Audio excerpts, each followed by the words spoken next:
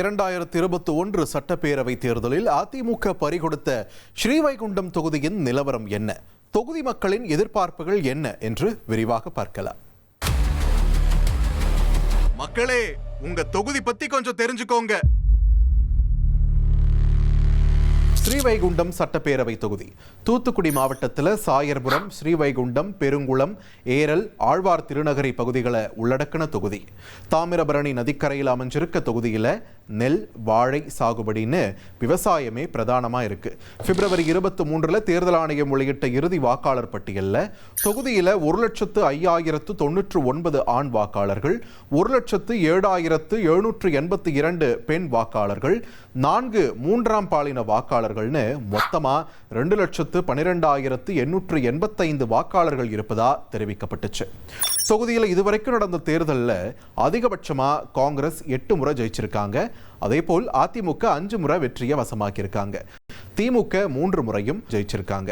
இந்த தொகுதியில் 1967, 1971 சட்டப்பேரவை தேர்தல்களில் திமுக வேட்பாளராக களமிறங்கின தமிழர் தந்தை சீபா ஆதித்தனார் வெற்றியை வசமாக்கியிருந்தாங்க. தொகுதியில் கடந்த 2021 சட்டப்பேரவை தேர்தலில் திமுக கூட்டணியில் போட்டியிட்ட காங்கிரஸ் வேட்பாளர் அமிர்தராஜ் 76,843 வாக்குகளை பெற்று ஜெயிச்சார். அவருக்கு எதிராக களமிறங்கிய அதிமுக வேட்பாளர் சண்முகநாதன் 59,471 வாக்குகளை பெற்று தோற்றார். 17,372 வாக்குகள் வித்தியாசத்தில் சண்முகநாதன் தோல்வியை தழுவ தொடர்ச்சியா 2 முறை ஜெயிச்ச தொகுதியை அதிமுக பறிகொடுத்துச்சு. இப்போ தேர்தல் நெருங்க ஸ்ரீவைகுண்டம் தொகுதி மக்களோட எதிர்பார்ப்புகள் என்னவா இருக்குன்னு கேட்கலாம்.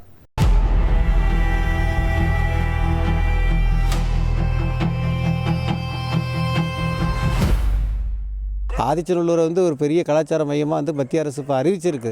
ஆனால் அதற்கு ஆரம்பக்கட்ட வேலைகள் எதுவுமே செய்யலை. குறிப்பாக சொல்லணும்னா ஸ்ரீவைகுண்டம் அணைக்கட்டில் ஆதிச்சநல்லூரிலிருந்து, அதாவது ஆதிச்சநல்லூர் பகுதியிலிருந்து ஒரு படகு குழாம் அமைத்து படகு போக்குவரத்தை அமைச்சா அந்த ஸ்ரீவைகுண்டம் அணையையும் மேம்படுத்த முடியும், இந்த சுற்றுலாவையும் மேம்படுத்த முடியும். பெண்களுக்கான சுய தொழிலுக்கான ட்ரைனிங் ஏதாவது கொடுத்தா எங்கள் பெண்களுக்கு கொஞ்சம் நல்லாயிருக்கும்.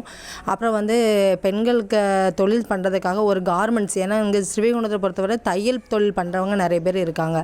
அவங்களோட முன்னேற்றத்தை கணக்கில் கொண்டு கார்மெண்ட்ஸ் அந்த மாதிரி ஏதாவது கவர்மெண்ட்லேருந்து எங்களுக்கு வச்சு கொடுத்தா பெண்கள் கொஞ்சம் முன்னேறதுக்கான அவங்களுக்கு ஒரு வாய்ப்பு கொடுத்த மாதிரி இருக்கும். இப்போ ஸ்ரீவைகுண்டம் அணைக்கட்டிலேருந்து வீணாக கடலில் 1,00,000 கனஅடி தண்ணீர் வீணாக கலக்குது. அதை சேமித்து அதை முறையாக நீர் மேலாண்மையை கடைபிடித்தால் 3 இதுக்கும் பயன்படுத்தும். அதை அரசு தக்க நடவடிக்கை எடுக்கணும். வருஷத்துக்கு 3 போகம் விளைஞ்ச இந்த இடத்துல இன்னைக்கு ஒரு போகம் கூட விளையுது ஒரு கேள்விக்குறியாக இருக்குது. வெள்ள காலங்களில் தண்ணீர் வீணாக கடலில் போகுது. ஆனால் இப்போ கோடை காலத்தில் விவசாயம் பண்ணதுக்கு நிலங்கள்லாம் காஞ்சிருக்கு. இப்போ விவசாயம் பண்ண தண்ணி இல்லை. பல இடத்துல இங்கேருந்து போகக்கூடிய இடத்துக்கு குடி தண்ணியும் இல்லை.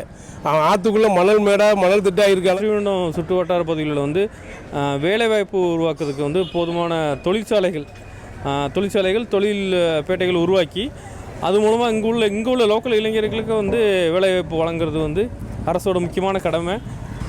இதை நிறைவேற்றுவாங்கன்னு சொல்லி நாங்கள் நம்புகிறோம். வாழைப்பயிர் அதிகமாக விளைச்சல் செய்கின்ற பகுதியும் இதுதான். ஆகையினால் நிரந்தரமாக வாழைத்தார்களை பதப்படுத்தும், பாதுகாக்கும் அந்த கிட்டங்கி என்று சொல்லப்படுகின்ற சேமிப்பு நிலையம் இந்த ஸ்ரீவைகுண்டம் தொகுதிக்கு மிக மிக அவசியம்.